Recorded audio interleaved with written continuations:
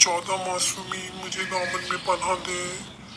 کون ہے جو دوسر کی خود کلامی کی بازگش دہرائے؟ ہر طرف سفین اور نہروان کا میدان ہے۔ کون ہے جو مالک اشتر کا کردار ادا کرے؟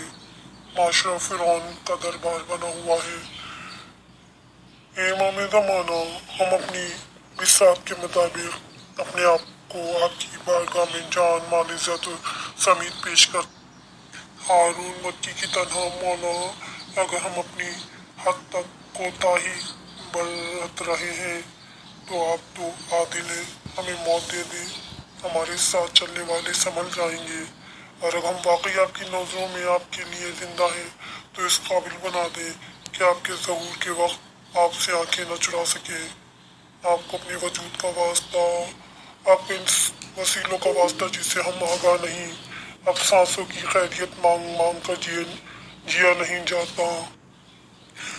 آقا جان، ہم اپنی جان مال اولاد عزت آپ کے حضور پیش کرتے ہیں، اگر یہ دھوکہ دکھاوا ہے تو آپ ہم سے نعمتیں چھین لیں، ورنہ انہیں اپنی عزت وقار کا صدقہ قرار دیں۔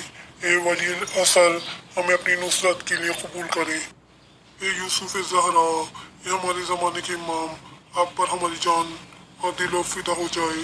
دنیا کے دکھوں نے ہمیں اتنا نڈھال کر دیا ہے، ہم آپ کی طرف آنا چاہتے ہیں لیکن دل میں طاقت نہیں رہی، معرفت ایسی کہ آپ کو پا سکیں۔ مولا، آپ کو آپ کی جد مظلومہ کے شکستہ پہلو کا واسطہ، مولا حسین کے چاہنے والوں کو ہمیں دنیا سے نجات دے دیں، جن کی گودیاں ویران ہیں 6 مہینے کے شہید کے سپنے میں آباد ہو جائیں، اولاد اور ان کے دین ایمان کی حفاظت فرمائے۔ مولا تمام جوانوں کو لکھ پڑھ کے صدقے میں زندگی عطا فرمائے۔ مولا کرونا وائرس جیسی بیماری سے ہر شخص کو محفوظ رکھے۔ امام زمانہ السلام علیکم، ہم کتنے بدقسمت ہیں کہ آپ کے دیدار سے محروم ہیں، آپ تک کیسے رسائی حاصل کریں؟ اللہ مجھے ایسا حافظ عطا فرمائے کہ دنیا کے ساتھ ساتھ دین کا علم بھی حاصل کروں، مجھے ایسا دوست رشتہ دار عطا فرمائے جو آپ سے بھی محبت کرے۔ بعض مرتبہ ایسے معاشرے میں اجنبیت محسوس ہوتی ہے، ہر شخص اپنی مرضی چلاتا ہے، دین کا خدائی فوجدار بنا ہوا ہے، کوئی آپ کے نامرئیتا صرف مصیبت میں لکھنے کا فتویٰ دیتا ہے، آپ کی جدائی سے بڑھ کر بھی کوئی مصیبت ہوگی۔ بس بار الہ، ہمارے وقت کے امام زمانہ کا ظہور جلد سے جلد ہو، ہم ان کے چاہنے والوں میں شامل ہوں، آمین۔